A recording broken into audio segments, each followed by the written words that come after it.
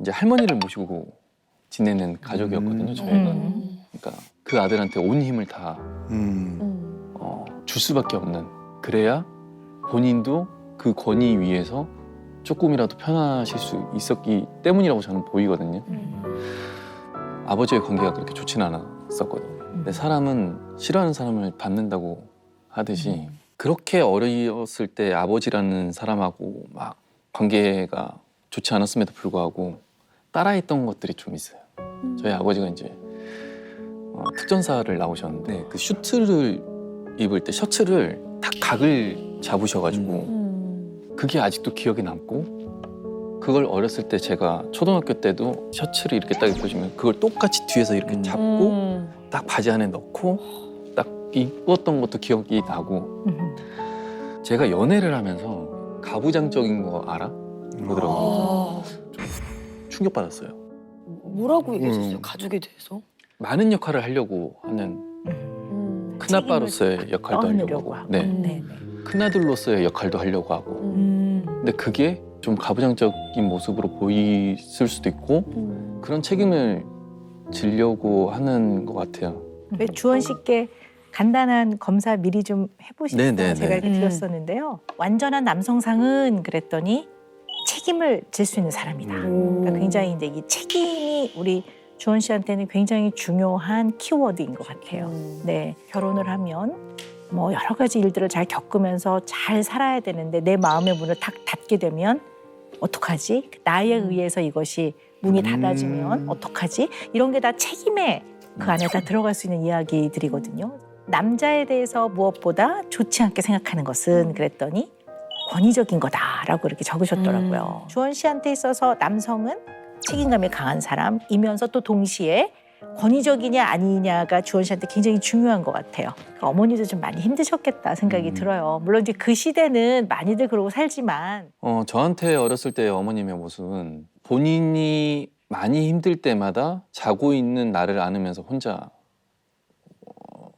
무언가를 얘기들을 하셨어요. 제가 자고 있는 줄 아셨던 것 같아요. 근데 저는 안 자고 있는 날이 많았고 엄마 편이 되고 싶었었던 아이였던 것 같아요. 왜? 엄마가 혼자 있는 것 같은 느낌이 있었거든요. 저희 집은 항상 아침에 갓 지은 밥을 어머니가 하셨거든요. 왜냐면 이제 할머니도 계시고 저는 저희 어머니가 굉장히 그 부분에 있어서는 희생도 하셨고 저희 어머니 되게 밝으신 분이거든요. 웃음도 많으시고 그런 밝음을 갖고 있는 여자친구를 좋아했었던 것 같고 좀 가족이나 주위 사람들한테 잘하고 이걸 첫 번째로 저는 보는 것 같아요. 나의 어머니의 모습을 나의 여자친구, 나의 와이프 될 사람한테 바라는 것 같아요. 네. 그 배우자를 고를 때요. 나의 부모, 특히 이성의 부모와 비슷한 사람을 고르는 경우가 많거든요. 아주 많아요. 근데 저도 생각해보면 우리 남편이요. 우리 아버지랑 비슷한 면이 참 많아요. 네. 지금부터 말씀드리는 거는 들어보셨겠지만 프로이드 선생님. 프로이드 선생님이 이제 어떻게 설명을 하셨냐면 만 3세에서 5세 정도 된 아이가 이제 이렇게 보니까 엄마가 너무 좋은 거예요. 세상에 사랑해주고 예뻐해주고 먹을 거 해주고 씻겨주고 근데 어머 내가 제일 좋아하는 우리 엄마가 나를 제일 좋아할 거라고 생각했는데 어머 아빠가 퇴근을 하니까 어머 호호호 여보 막 이래요. 그러니까 애가 이렇게 보니까 어머 세상에 우리 엄마가 나만 엄청나게 사랑할 줄 알았는데 아니네. 아 경쟁자가 있구나.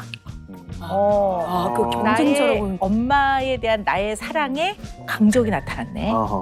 이것을 오디푸스 컴플렉스라고 하죠. 흔히들 오디푸스 컴플렉스라고 하는데 이것을 정말 겉으로 다 드러내는 애들도 있어요. 아빠가 퇴근하면 아빠 나가 이런 애들 있어요. 실제로. 네.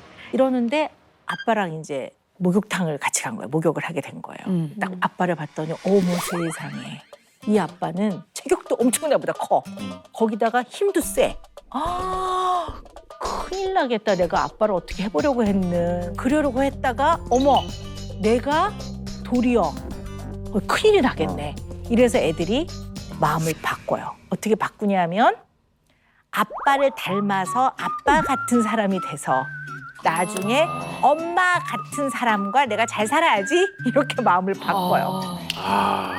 그래서 아빠 같은 사람이 돼서 이게 바로 동일화 과정이라고 하는데 동일화 아이덴티피케이션이라고 합니다. 그래서 아빠 흉내를 내요. 네, 그래서 이렇게 뒷짐지고 아빠가 다니면 자기도 그렇게 하고요. 그다음에 이제 아빠의 구두를 신어서 걸어보기도 하고요. 그러니까 아빠를 닮아서 비슷해져서 이렇게 나를 사랑하는 엄마와 비슷한 사람과 내가 행복하게 살아야 되겠다. 그 감정이 연애를 하면 이 사람한테 전이 된다고 보는 거죠. 그 감정이. 그래서 이런 것들을 트랜스퍼런스라고 합니다. 엄마는 아니지만 깊은 관계를 맺는 이성에게 그 감정이 사실 이게 전이 되는 거거든요. 그래서 이것을 잘 겪어가야 건강한 이제 어떤 성 역할을 해나간다고 하는 거죠.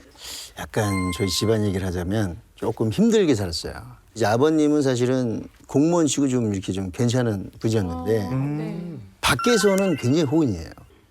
월급 봉투를 갖고 오다가 밖에 너무 힘든 사람 있으면 주고 와요.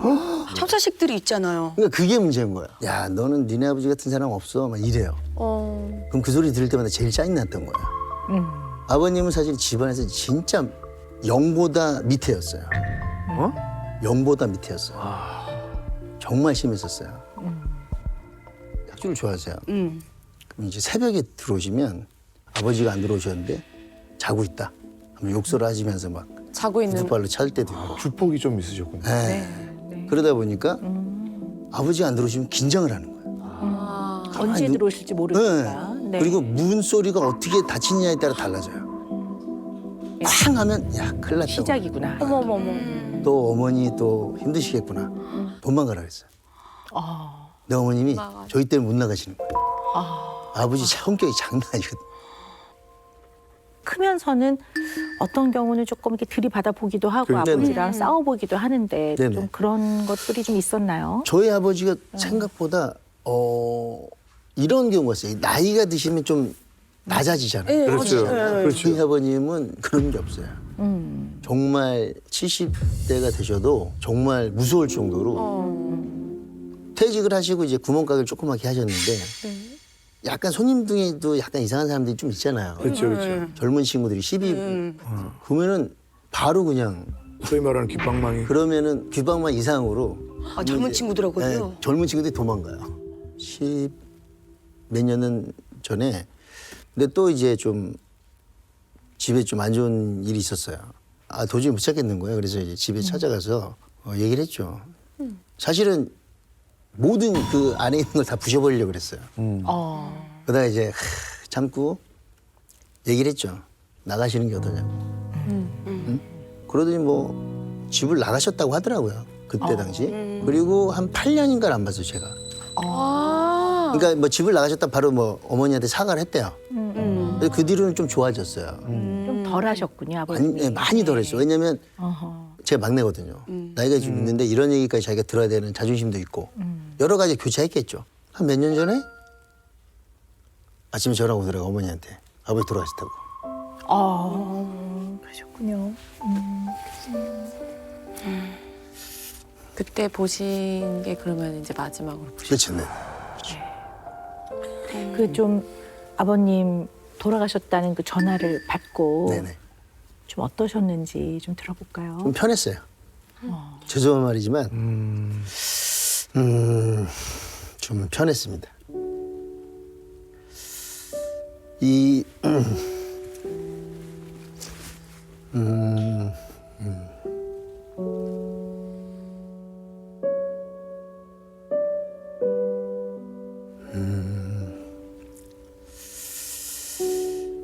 좀 편하고 뭐 아무 생각이 안 들더라고요. 그냥 좀 답답한 게 좀 없어지는 느낌?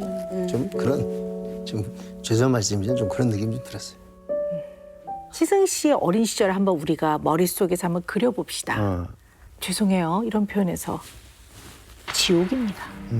가장 편안해야 될 집이 지옥인 거예요. 어린아이가 어찌 견뎌내는 게 쉬웠을 거라고 얘기할 수 있겠습니까? 그런데 이 현실을 생생하게 기억하고 느끼면 너무 아파요. 그렇게 되면 사람은 자기를 지키고 보호하기 위해서 좀 떨어져 가야 됩니다. 그래서 굉장히 비현실감이 많이 생겨요. 이것을 derealization이라고 하는데 비현실감이라고 하는데요. 일상에서 어떨 때는 문득 지금 내가 뭔가 말을 하고 있는데 이게 연극이고 진짜 나는 저기서 이 연극을 이렇게 보고 있는 것 같은 느낌이 싹 드는 거 이런 것들을 다 의미하고요. 또 depersonalization이라고 하는데 굉장히 이렇게 사람이 낯설게 느껴지고 이 사람의 관계에서 이렇게 굉장히 현실적이지 않은 것 같은 느낌을 가질 수가 있어요. 이런 경우가 PTSD 이런 말을 하죠. 트라우마라고 말할 범주에 들어갑니다. 가정폭력이 있는 이 상황을 현실이라고 느끼면 살아갈 수가 없는 거예요. 그러니까 이게 다른 세상이 혹시 있지 않을까? 뭐 이런 생각도 하고 또 한편으로는 아버지가 그렇게 한다는 게 믿기지도 않는 거죠. 왜냐면 그러면 안 되는 거잖아요, 원래. 어떻게 이런 일이 있을 수가 있어? 어떻게 이런 일이? 이럴 때 이제 굉장히 현실 감각이 떨어질 수가 있는데 제가 봤을 때는 그런 면들이 좀 있으셨던 것 같아요.